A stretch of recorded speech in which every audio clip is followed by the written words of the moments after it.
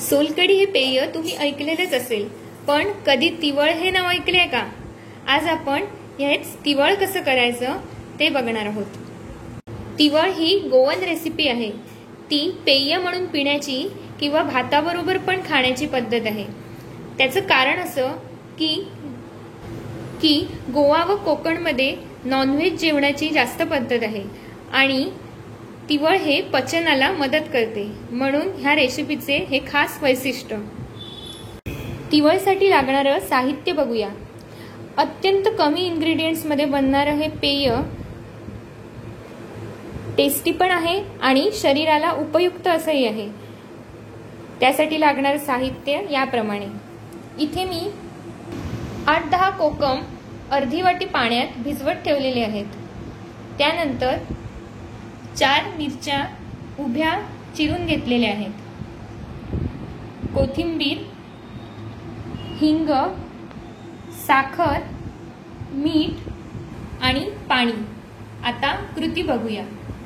कोकम ज्या भांड्यात भिजवले आपण त्याच भांड्यात आता आपण रेसिपी करणार आहोत. आधी 1 छोटा चमचा भरून आपण मीठ घातले. त्यानंतर तेवढाच चमचा, हा चमचा पाहू शकता,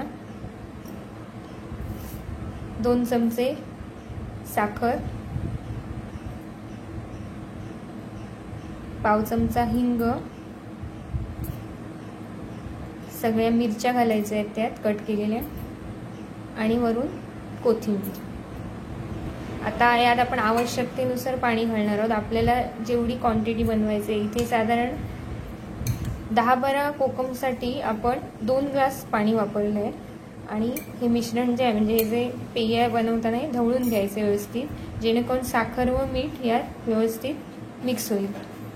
हे एक काचेचं ग्लास मी घेतलेलं आहे मापाचं, पाहू शकता. ते 2 ग्लास भरून मी ह्यात पाणी घातलेलं आहे आणि मिश्रण एकदा सर्व ढवळून घेणार आहे.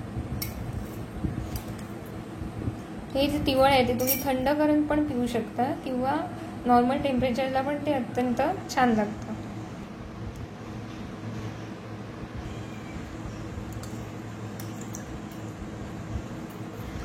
आता आपण हे ग्लासेसमध्ये सर्व करूया. इथे आपण हे तिवळ जे आहे ते सर्व केलेले आहे. ही रेसिपी नक्की करून पहा आणि मला नक्की कळवा.